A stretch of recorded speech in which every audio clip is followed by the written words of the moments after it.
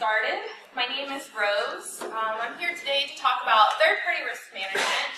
I picked this topic because I felt like it was something that every time I went to a conference, while it was being covered, it wasn't being covered in the depth that I wanted to see it. So I thought I would put it together and see if it would be of value to you guys. A little about me. I currently do third-party management at Dick's Sporting Goods. Currently live in Pittsburgh. I have my master's in cybersecurity and my bachelor's in advanced networking, and I have 12 years of IT experience, with 8 of those years in the Navy. And my industry experience ranges government, retail, and healthcare. So I have a little bit of everything in my background, which makes it very useful when evaluating third parties. Today I'm going to talk a little bit about what exactly is third-party risk management, the significance of it.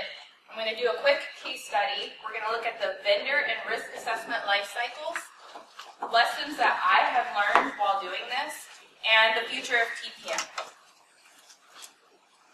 Now, you guys may be wondering why I decided to call this presentation Overlooked. I picked this title because I felt like the business itself has a trend of not acknowledging the very real risk that third parties pose to our organization. So I felt like this was a good term to call this presentation. For third-party risk management, essentially you're going to be using a due diligence process to evaluate vendors and look at their controls they have in place to ensure that they are protecting the confidentiality, integrity, and availability of data that is going to them. This will also help the business make risk-aware decisions when it comes to working with these third parties. Now, one of my coworkers came up with this meme, and I absolutely love it. Are there any Office fans in here? Yes? Okay. I thought this was so great. The business, they think they can just work with a third party anytime they want, and nothing will happen to them. It's not a big deal, but that's absolutely not true. Third parties absolutely need to be evaluated, especially if you're sharing data with them. Prior to working with third parties, we should be diligent in evaluating these vendors. This is going to give us greater visibility into the risk associated with them. While third parties can be evaluated through spreadsheets, I would highly recommend bringing a cloud platform solution into your organization. This will help streamline your process and make it a little bit easier when you're evaluating these third parties. Now, I also want to be mindful that while I am really just talking about cybersecurity risks today, third parties pose all sorts of risks to the organization, such as compliance, reputational, strategic, business continuity. There's just so many different risks that we also need to be mindful of those that they could potentially cause to our organization. So, I picked an interesting third party to provide to you guys as a case study. This vendor is called 24/7 AI, and what they do is they provide customer support software to other companies, such as the chat tool functionality when you go to a website. This company in particular, we're providing these services to Delta, Best Buy, and Kmart. And during September 26th through October 12th, 2017, they experienced a breach where someone went in and inserted malware into their chat tool functionality. They did not know this was happening, and while this malware was inserted into the chat tool, they were able to access payment card information, customer names, addresses, you name it. If it was going through the chat tool functionality, they were getting it. And furthermore, these companies were not notified for 6 months after this incident occurred. Now, for now, I'm going to put a pin in this case study. I just wanted to give you guys a little bit of background about it, and at the end of the presentation, we'll circle back around to it.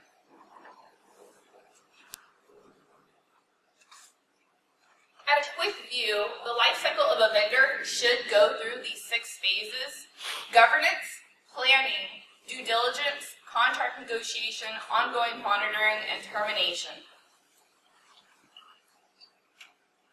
Governance. No one wants to do it. We in IT are notorious about not documenting and often do steps in a very ad hoc manner, or we would rather tinker and solve puzzles. Luckily, there are people like me who really documenting. When you're working on your governance phase, you really should be defining those baseline control requirements. You should be looking at policies, standards, procedures, and all of these steps should be in a repeatable and measurable way, so then you can provide metrics to your senior management, and then your senior management can then start making evaluated decisions on the risks that come within third-party management. Any questions so far?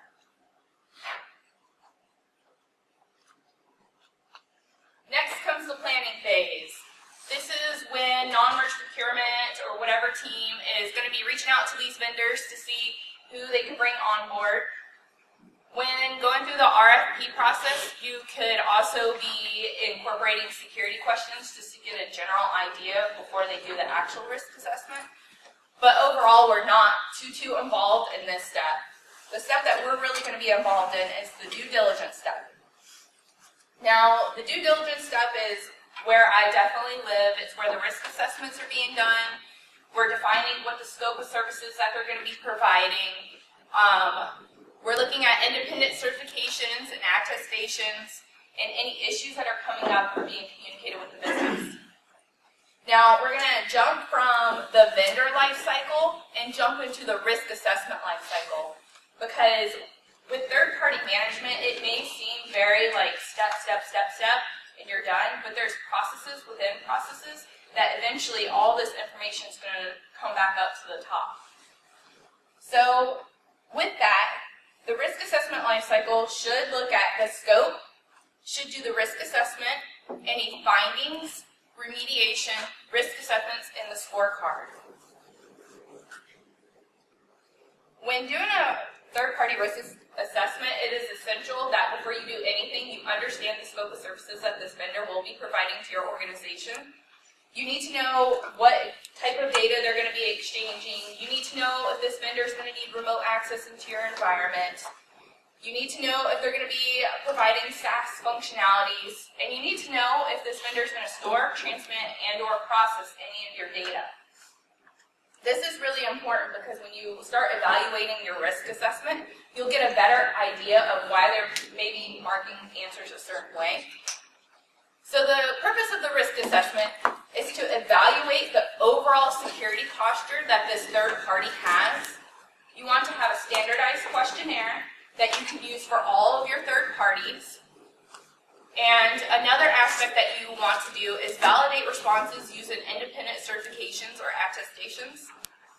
This is really helpful when your vendor does their risk assessment and they mark answers a certain way. You could then use that third-party independent report to validate the responses that they put into their risk assessment. Now, for this, it's kind of tricky. You don't want your vendor to assume that you just don't trust what they're saying, but at the same time, you really want to protect your company's data and make sure that we're doing everything possible to evaluate them and make sure that our data is safe once it leaves our company. You should also be doing a consistent analysis by using risk scoring. And real quick, I want to talk about the different types of ways you can validate controls.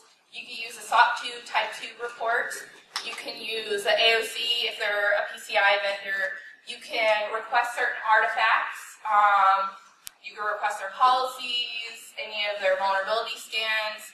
You can also do on-site audits. I don't know a lot of companies that do that, and one day I wish to get our program to that level. But doing on-site audits is definitely a way that you can look and make sure that they have these controls in place.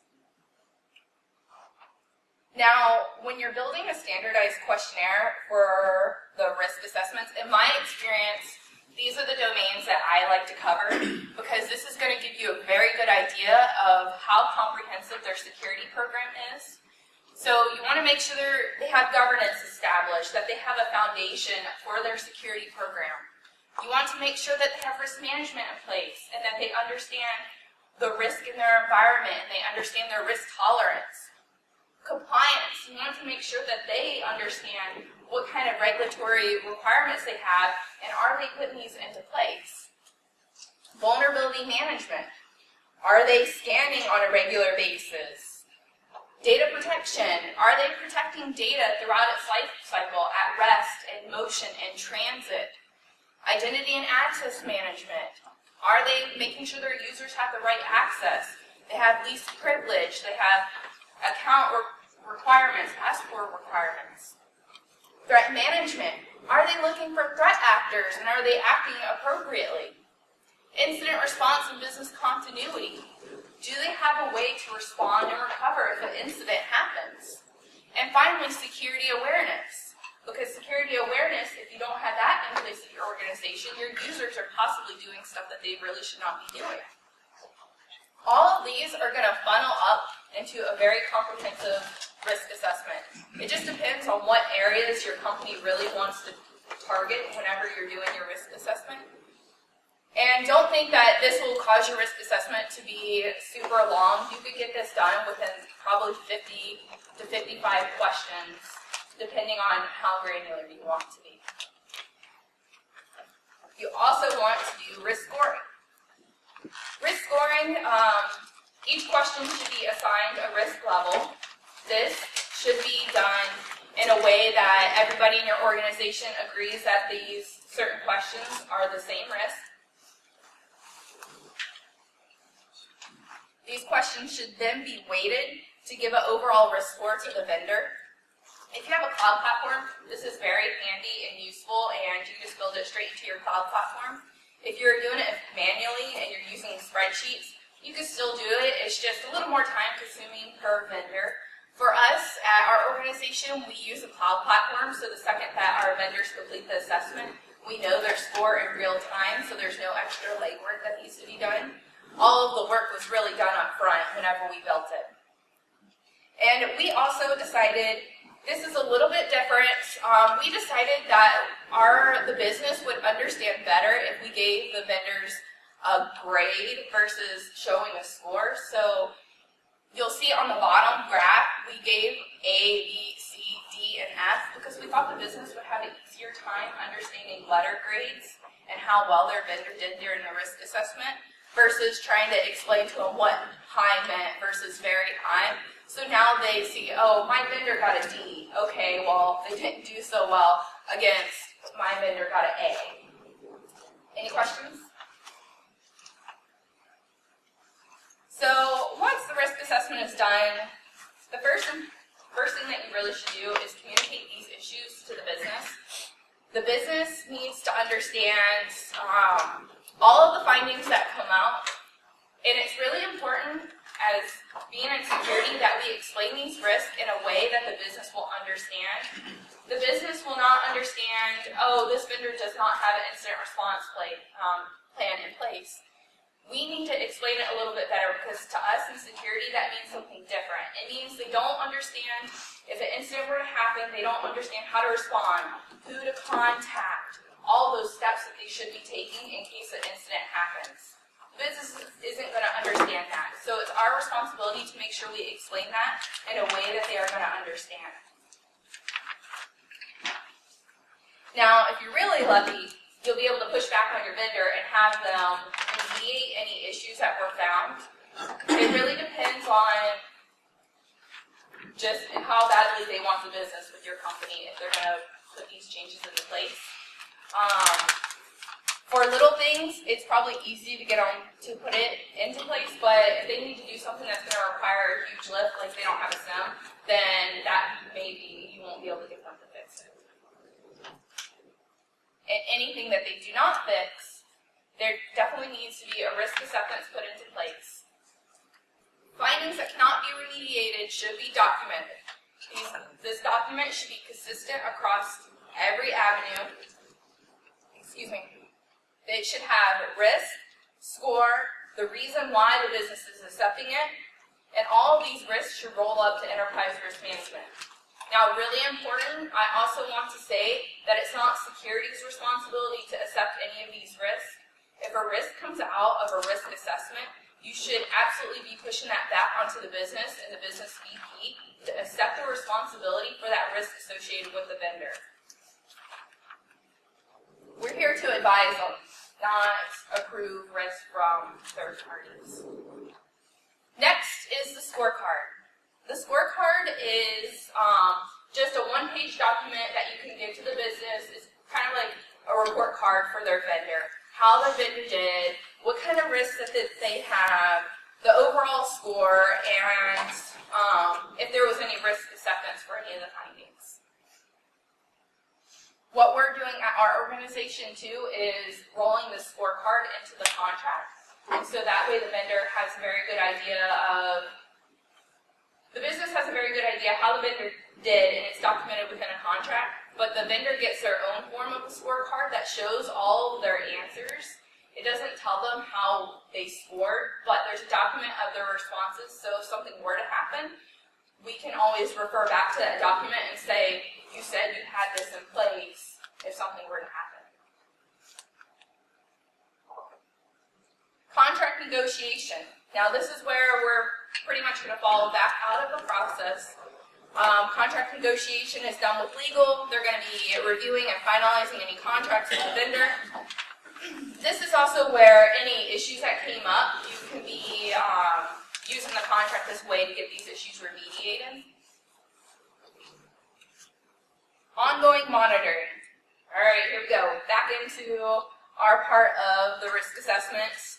This is ongoing monitoring where you establish a cadence. So PCI, SOX vendors, they should be evaluated every year. Everyone else, whatever cadence you decide is good for your vendor. You should also be reassessing vendors if the scope of services change for what they initially assessed them for, because then you need to look at it with a different view and have a better understanding of the new scope of services they're providing.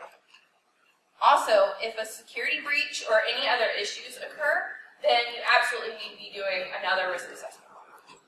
That's if they notify you, though. And like 24/7 AI, they didn't get notified for 6 months. Termination. So when you stop working with the vendor, you have to make sure that they're deleting your data in accordance with whatever they have established. During the risk assessment, it's a really good idea to ask them if they provide certificate of destruction and they destroy data in accordance with industry best practice. Sometimes they won't be able to do that just because of the nature of the work. So if it's something that anybody's going to need to go back and audit, then they may not be able to get rid of it. Or if they have internal policies that say they keep data for however long, then they may not be able to do it. It really is a case-by-case situation, but absolutely make sure that they'll destroy your data whenever you're done working with them. So, back to the case study. When I think of this case study, I like to think, did they have a contract agreement in place to protect both of these companies? Because both of the companies should have some sort of clause in there. If an incident were to occur, we will be notified within X amount of time. That obviously didn't happen. I also wonder if Kmart, Best Buy, and Delta were conducting assessments annually, because if they were, they would have realized that they didn't quite have incident response in place. And that should have been done per PCI compliance, because if you remember, I did say that they had credit card data. Companies should have also been notified immediately per the contract language, if there was any language in there. And finally, if for those found issues during the risk assessment, they should have had a remediation plan in place, or at the very least accepted the risk. So then if something did happen, like it did at 24/7 AI, the business, 24/7 AI could say, it's not on us anymore, you accepted the risk.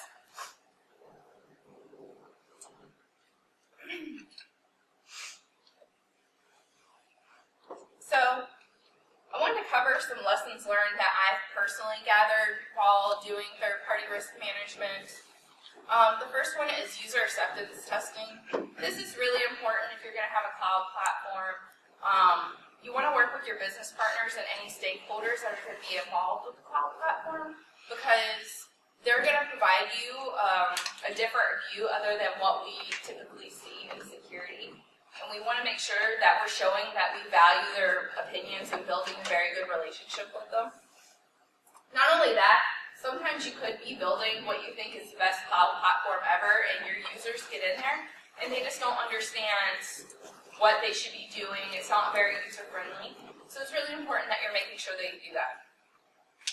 Next, I really want to cover overly complicated risk assessments. I know it's really tempting. You guys saw those key domain areas. It's really, really tempting to build a nice, robust risk assessment. Resist the urge. Don't do it, because your vendors aren't going to want to answer a questionnaire full 100, 150 questions.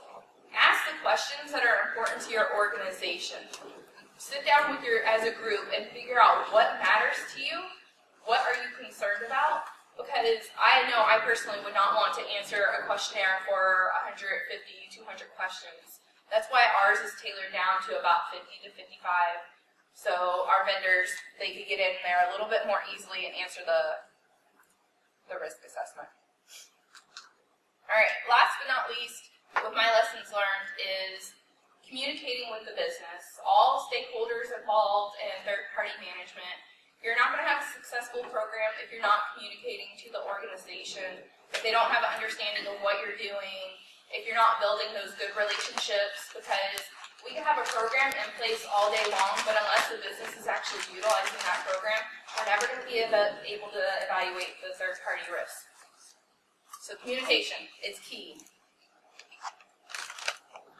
Now, this is my favorite slide out of the whole presentation. The future of third-party management is automation. If you're doing third-party risk management manually, then obviously you won't be able to do automation. I would highly suggest, if you are in the planning phases of third-party management, to find a cloud-based platform that you'll have the capability to change to how you want it to be, and if you could grow with it. So with automation, you can start incorporating automated workflows. These workflows, whenever an assessment is kicked off, it goes to the vendor automatically. Whenever they answer it, it comes back automatically. To take it even a step further, if there's any issues identified from the risk assessment, if you're using a cloud platform, issues can be automatically generated, no involvement from me, which is a huge time saver. Those issues, if they can't be remediated, then you can have them automatically roll up into a risk acceptance form, and that risk acceptance form can then automatically go to who it needs to within the business, and all of it's automated. So now you're taking a huge workload using manual processes, and you're cutting that time down by a lot, incorporating all these automations. Okay. I also went very quickly. Any questions? Yes? Did you roll your own cloud-based PM, or did you use a third-party vendor? So we used a third-party vendor. We used Fusion for ours, and they just rolled out TPM. And we have a pretty mature program at Dix, so whenever we decided to build our platform, we knew where we wanted to go, so it was very easy for us to figure out what we wanted to build. But we did not build our cloud platform internally. We used Fusion. Yep. You said you don't do on-site assessments. So No. What if you have a vendor that's highly rated? You just take their word for it? We use, if we have a vendor that's a really high risk, then we use a third-party report, like the SOC 2 Type 2. Right. I want to get to the point that we're assessing high-risk vendors. Unfortunately, when you work at a very large retail company, we just have too many vendors that we're able to do that. Even our high-risk vendors are higher than being able to get to do all these on-site audits. But another way that you could work around it, if you want to be creative, is using tools like Skype or video conferencing instead of going actually on-site. Do you have certain vendors that you measure at a cadence more often than annually? No, not right now, but we do all SOX and PCI annually, but if the scope of services change for any vendor, which that does happen a lot, then we will assess them more than annually. Where does risk sit within your company? Does it sit in internal audit? Does it report to CISO?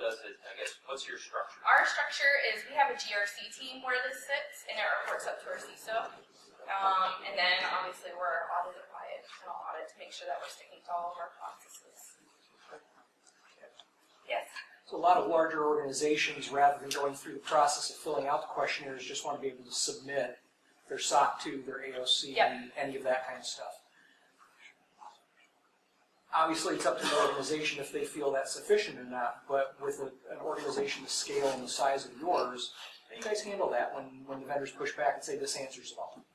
So it depends on the vendor, but what we will typically do, if the vendor refuses to fill out the risk assessment, we require the business to fill out a risk acceptance form, and we evaluate it from there. Because, I mean, we can't force their hand to do any of it, and if they're providing their third-party report, especially if they're providing that SOC 2 Type 2, then, I mean, obviously they've been evaluated at some point in time. It's just our preference that they also do our risk assessment because it has the questions we want. But like I said, we push it back onto the business and let them know, your vendor did not complete the risk assessment. This is a risk, and the business VP has to sign off on it. But as part of that, I guess, internal discussion that you guys have then, I mean, you've got the caveat that they didn't fill out the questionnaire, but they did supply a SOC 2, they did supply an AOC, so we put it in. Does that help mitigate some of the risk in terms of your scoring? It sure does. So we do an inherent risk score and a residual risk score, and we put that in there with the compensating controls. Excellent. And we also make sure that in the report that there was no issues that weren't corrected. So that's really important. If anything identified from that report and it wasn't fixed, then we make sure that's noted. Or we go back and ask them if they're planning on fixing it. Thank you. Go ahead. Okay, along those lines, I'm tired of filling out those multiple questions. One of the things I've been thinking on the idea is kind of consolidate them and create our own. Yeah. That is the answer to pretty much the standard set of stuff that may be worded slightly differently to different vendors, in addition to our SOC 2. Do you guys run into vendors that do that? You send your questionnaire and they send one back saying, here's kind of a different version that's already pre-filled out. This should have everything. Here's the SOC 2. This should cover it, and which ultimately pushes the legwork back to your team, which is kind of what I'm looking to do. So, well, I'm a one-person team going on, so don't do that to me. So what I have seen recently, I actually had two vendors that did that this past week. All I do is I review their questionnaire that they provided and just make sure they're hitting those questions that are important to us. And we're also going through kind of a tricky time right now. We're in the middle of about to go live on a new platform, and our old platform is kind of obsolete. So we're in a weird spot where we're like, okay, we'll just evaluate what they provided, but that's not our normal practice. Yeah. But it would make life a lot easier if all the vendors had the same assessment. I haven't tried it before. I'm just curious what your thoughts were from the customer side and how vendors might be receptive to that. I would just keep in mind that they're probably asking for certain things. So just be mindful of that and they come back and ask additional questions. Yeah, I was just going to add, so the financial services industry, they tried to do this internally several years back, where OCC regulators were pounding on financial services folks not managing their vendors appropriately. So they kind of banded together and said, well, let's as an industry come with a common methodology, and they came up with that whole, I don't know if you guys have heard of the shared assessments or SIG approach, where you do have this standard, and it's a huge questionnaire, it's 500-600 questions, but the intent would be you fill that out once, and across that industry, right, everybody's doing the same thing, kind of, I think the point you were making. It took off the ground in financials, it got off the ground in financial services, but not very much outside of that, so. Yeah, there's a similar platform completely separate in the healthcare sector. Yeah. Like a third-party group that groups get together, they say, here's the new default standard. They don't want to fill out the questionnaire, hey, we're certified here, this should be good enough. I was going to say real quickly that my company, we get about 3 or 4 of those requests a week. And so what we did is we basically made essentially like a standardized response for most questions, and we just go back in there and say, okay, this is still true. We take that and just copy and paste everything back in. So then that way, as we're doing 3 or 4 of those a week, we can keep up with them. Yeah, and all of ours are primarily financial services companies. Yes. What advice do you have for someone that's in the middle of their contract that wants to implement due diligence or monitoring that has never done it before? So they've got an existing relationship, they now want to start checking those vendor security metrics, but they really don't have anything in their contract to back them up. What advice do you have to get started? So you're saying you want to evaluate a third-party vendor, but you're in the middle of a contract? Yeah. Do you have a good relationship with them right now? Sure, yeah, it's an ongoing relationship. Say you're using their cloud platform or their software, your data is there already, but you want to make sure they're doing the right things.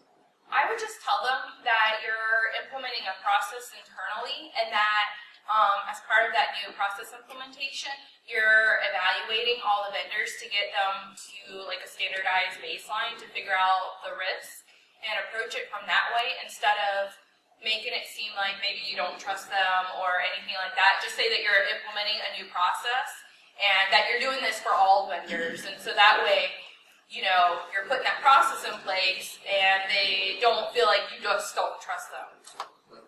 The other way to do that, I mean, frankly, you can make that into your T's and C's, dog, your MSA, right? That's what we've done. We obligated somebody to complete that. And that's a pretty hard, fast way to do it as well. So. This is also my director. That's why he keeps chiming in. Any other questions? No? Okay. Well, thank you guys. If you would like to reach me, you could email my work email, or if you have any other questions that you just don't want to ask in front of the whole class, please feel free to talk to me.